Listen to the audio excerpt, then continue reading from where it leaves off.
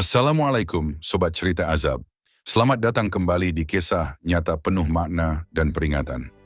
Malam ini kita akan menyaksikan dari kisah kelam seorang anak yang tersesat dalam dosa judi. Inilah akhir dari perjalanan Raka dalam cerita berjudul Kutukan Anak Durhaka Tenggelam Dalam Dosa. Siapkan dirimu, karena kisah ini bukan sekadar cerita biasa. Di sebuah desa kecil yang tenang, hiduplah seorang ibu bernama Busari. Sejak suaminya meninggal, ia membesarkan anak semata wayangnya, Raka, dengan penuh kasih sayang. Namun seiring waktu, kasih sayang itu tak pernah dibalas dengan ketulusan. Raka berteriak kasar, "Bu, mana uangnya? Aku butuh uang sekarang." Busari terdiam sejenak, matanya berkaca-kaca. Ia mendekat, mencoba menyentuh bahu anaknya, tapi Raka menepisnya dengan kasar. Busari, dengan suara lemah, "Nak, ibu sudah tak punya uang lagi. Semua sudah ibu berikan untukmu." Raka menatap tajam, mendengus kesal. "Bohong, aku tahu ayah meninggalkan perhiasan. Berikan padaku." Busari menggeleng pelan, tapi air matanya jatuh. Dengan kasar, Raka mendorong ibunya dan berjalan ke kamar. Tanpa tahu arti dari cincin itu, Raka menjualnya ke seorang pedagang di kota. Namun, sejak saat itu, sesuatu yang tak terlihat mulai mengikutinya. Malam pun tiba. Raka tertidur di kamar, tapi wajahnya tampak gelisah. Sebuah lautan hitam yang luas, dengan tangan-tangan misterius yang mencoba menariknya ke dalam kegelapan. Raka terbangun dengan keringat dingin. Dadanya naik turun cepat. Tapi yang membuatnya lebih takut adalah bisikan halus yang terdengar di dalam kamarnya. Di saat seseorang menukar harga diri dengan nafsu dunia, kejatuhan hanya menunggu waktu. Dalam keputusasaan, Raka kembali ke meja judi. Ia pikir cincin yang ia jual akan membawa keberuntungan, tetapi nasib berkata lain. Raka berbisik pada dirinya sendiri, "Aku pasti menang kali ini. Pasti." Dealer membuka kartu. Senyum licik muncul di wajah lawannya. Raka melempar kartunya ke meja. Ia kalah lagi. Tangannya mengepal, matanya menatap kosong. Para penjudi lain mulai tertawa kecil. Lawan judi berkata menyeringai, mengejek, "Sepertinya Dewi Fortuna sudah meninggalkanmu, Nak." Raka menggeram dan berdiri, tetapi sebelum ia bisa melakukan apapun, seorang rentenir bertubuh kekar menarik kerah bajunya. Rentenir dengan suara dingin, "Uang hutangmu semakin banyak, Raka. Kau tahu konsekuensinya, kan?" Raka menelan ludah, matanya berlari mencari jalan keluar. Ia mengangguk, lalu bergegas keluar dari rumah judi. Jalanan kota tua tampak sepi, lampu jalan berkedip-kedip, suara langkah Raka terdengar jelas di gang sempit yang basah oleh hujan. Dalam gelapnya malam, sesuatu mulai mengintai Raka. Bukan manusia, bukan pula sesuatu yang bisa ia pahami. Bayangan hitam memanjang di tembok, bergerak sendiri. Raka mempercepat langkahnya, tetapi bayangan itu semakin dekat. Sebuah bisikan terdengar di telinganya. Suara yang menyeramkan, dingin, dan asing. Suara misterius, berbisik pelan, menggema di telinganya. "Harga yang harus kau bayar semakin dekat." Raka berbalik dengan napas terengah-engah, tetapi tidak ada siapa-siapa. Ia panik dan berlari keluar dari gang. Di rumah kecilnya, Busari duduk dengan wajah penuh kesedihan. Pintu tiba-tiba terbuka dengan keras. Raka masuk dengan wajah kusut dan mata merah. Raka berteriak marah, "Ibu, aku butuh uang lagi. Cepat berikan." Busari menggeleng, air mata mulai jatuh. Busari dengan suara lemah, "Nak, ibu sudah tidak punya apa-apa lagi. Kumohon, hentikan ini. Kembalilah sebelum terlambat." Raka semakin frustrasi. Dengan kasar ia mendorong ibunya hingga terjatuh ke lantai.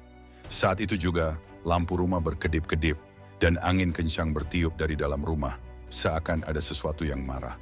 Malam itu Raka tidur dengan gelisah dan bermimpi ia berada di dalam lumpur hitam. Tangannya mencoba meraih permukaan, tetapi semakin tenggelam. Kegelapan semakin menyelimutinya. Tangan-tangan hantu meraih tubuhnya, menariknya ke dasar. Di kejauhan, ia melihat ibunya berdiri, tapi wajahnya perlahan berubah menjadi sosok menyeramkan dengan mata kosong. Suara gaib, menggema dalam dan menyeramkan. Anak durhaka akan tenggelam dalam dosa-dosanya. Raka terbangun dengan napas tersengal-sengal. Namun di sudut kamarnya ada bayangan berdiri diam, matanya kosong menatapnya. Pagi harinya, Raka mencoba mengabaikan ketakutannya dan kembali ke rumah judi. Tetapi kali ini, sesuatu berbeda. Saat ia melihat pantulan meja judi, ia melihat bayangan hitam di belakangnya. Tangannya bergetar, keringat dingin mulai mengalir. Teror yang selama ini ada di mimpinya, kini nyata. Saat ia menoleh, tidak ada siapa-siapa. Namun suara bisikan itu kini terdengar, jelas di telinganya. Suara misterius, berbisik tajam, waktumu hampir habis. Dosa yang bertumpuk, kini mulai menagih bayaran. Hujan deras mengguyur jalanan kota. Raka berjalan dengan langkah tergesa, sesekali menoleh ke belakang dengan wajah penuh ketakutan. Malam itu hujan turun lebih deras dari biasanya. Raka merasakan sesuatu yang mengikutinya, sesuatu yang tidak terlihat, tetapi keberadaannya begitu nyata. Di etalase sebuah toko tua, pantulan kaca menunjukkan bayangan hitam yang berdiri di belakangnya.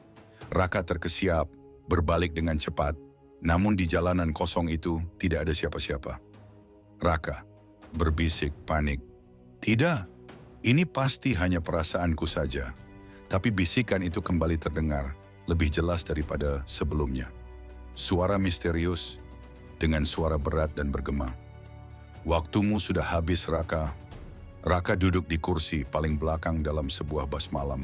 Matanya lelah, tubuhnya lemah. Ia yakin jika ia pergi jauh, semua ini akan berakhir. Tapi dosa tidak bisa dihindari. Kutukan selalu menemukan jalannya. Mata Raka perlahan tertutup.